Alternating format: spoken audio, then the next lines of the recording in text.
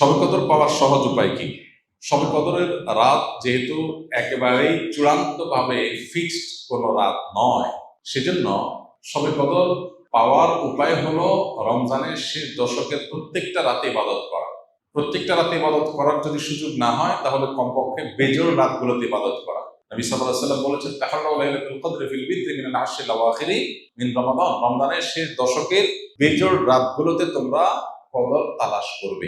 তার মানে এর মধ্যে যে কোনোটা হতে পারে। আল্লাহ তাআলা বিষয়টা একটু উজ্জ্বল রেখেছেন কেন?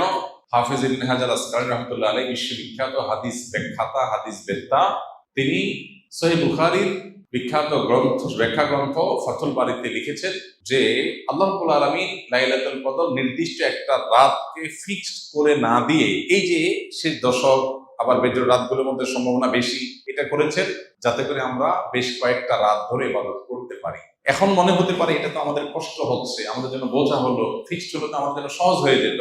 মরার পর যখন আমল নামা হাতে পাবো, তখন মনে হবে ইস, এই লাইলাতুল কদর আল্লাহ শেষ 10 রাতের মধ্যে রেখেছেন। পুরো রমজান রাখতেন তাহলে 30 রাত ধরে ইবাদত করতে পারতাম, কারণ তখন লাভটা চোখে আসবে এবং দেখা পড়বে। এই জন্য লাইলাতুল কদরের জন্য শেষ সাথে বেশি বেশি ইবাদত করতে হবে। এটা হলো লাইলাতুল কদর পাওয়ার সহজ উপায়।